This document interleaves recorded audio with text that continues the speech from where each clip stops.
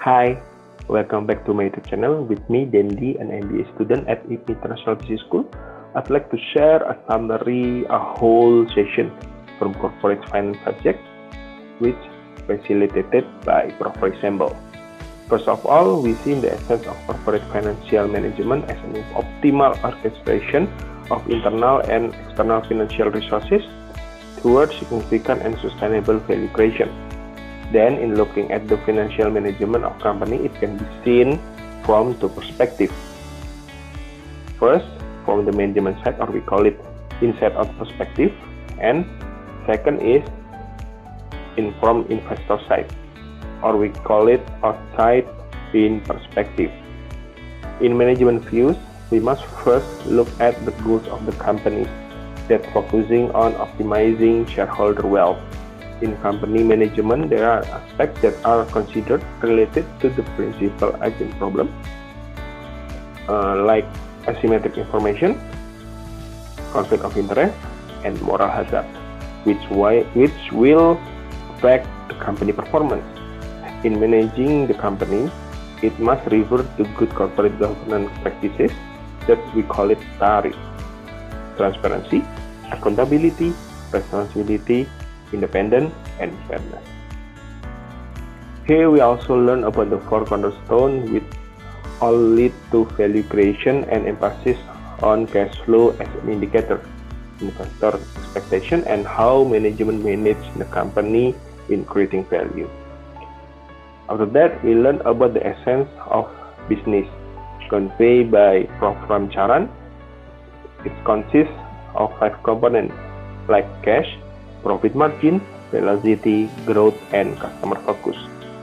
In carrying out business operation, we need to understand the value of money as a fundamental, and also for investment purpose. Next, we learn about the asset or liabilities management. In the investment section, we look at the side of capital budgeting related to project valuation and feasibility using analysis such as net present value, interest rate return, and profitability index. Capital structure, especially leverage, has an impact on the tax where the leveraged firm pays less in taxes than the all equity firm, but beware the risk of financial distress for excessive use of loans. If there is a financial distress, prepare some anticipation steps. The first is stop the bleeding, second is financial restructuring, the third is temporary pivoting, strategic realigning, redefining core business, and the last is new ways of doing business. After that, we discuss about the dividend policy. As we know, dividends are irrelevant because the high dividend and low dividend payment, both of them are good. We also learn related to international financing, where we learn about the foreign exchange. The purpose is to minimize the foreign exchange risk using some tools like the hedging, that we can see the example is a forward and option. The next picture is from the investor side, or we use the outside-in perspective, where there are two kinds of investor. The first is passive investor who only follow the market, and active investor who carry out the necessary analysis to make a decision. Usually use two kind of analysis: fundamental and technical analysis. Fundamental analysis is analysis to see the macro, the economy, the industry, and the company side. And the data to analysis is come from financial and economic data presented in entity financial report or other published data, while technical analysis is an analysis that looks at the behavior of the movement or the price movement of a share with various approach and tools. Both of these analyses are used to make a decision to buy a stock. Besides that, the market sentiment is also something that needs to be taken into consideration.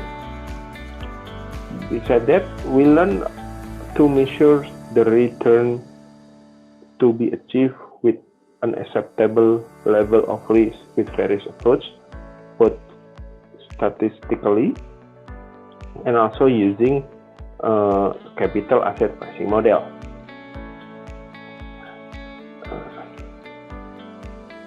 During this learning experience, we did an investment simulation and analysis, which was part of an individual final task. In this case, I just one of blue chip stock or LQ45. This is PT Telekomunikasi Indonesia Persero. Then we learn about the ethics, considering that in operation and investment there are fraudulent practices which are influenced by three main factors. First is perceived pressures, second is perceived opportunity, and rationalization. The potential of this fraud incident can be minimized by creating a whistle-blowing system as an early warning signal. In preventing fraud, also it can be minimized by implementing various incentive schemes. After that, we learn about the efficient market hypothesis, where price reflects the information available in the market. Efficient is like a spectrum range, where the high and the low score are influenced by how many information is available in the market. And then we see the interesting experiment on the stock market. In the Wunit expert videos, so the return taken from a random pick stock is able to provide a much better return than the recommended stock pick using a complex analysis by analyze. With existing market conditions, there are several strategies that can be applied. One of them is diversification, or we call it don't put all of your eggs in the same basket. During the learning process, we gained many interesting experience where we did financial event analysis, and in this moment, we raised the issue about the Jasa Marga creative financing and acquisition of Danamon Bank. And the most interesting part was the guest lecture.